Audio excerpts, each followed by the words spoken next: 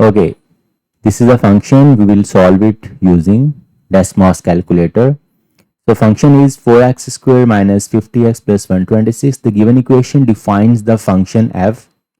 For what value of x does fx reach its minimum? So whenever you need to find out the minimum, just plug it into the Desmos and you will get it. Fx, so we'll take it y is equal to 4x squared.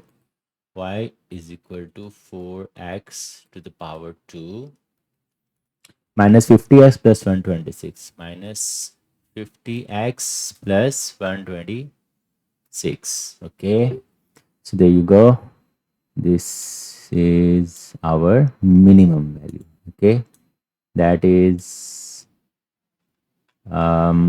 yeah, 6 comma 25 comma negative 30 comma 2.25.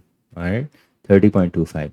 So what we need to find out is actually minimum value of x. For what value of x does fx reach its minimum? So value of x is 6.25 when it reaches its minimum. So the answer is 6.25. Okay.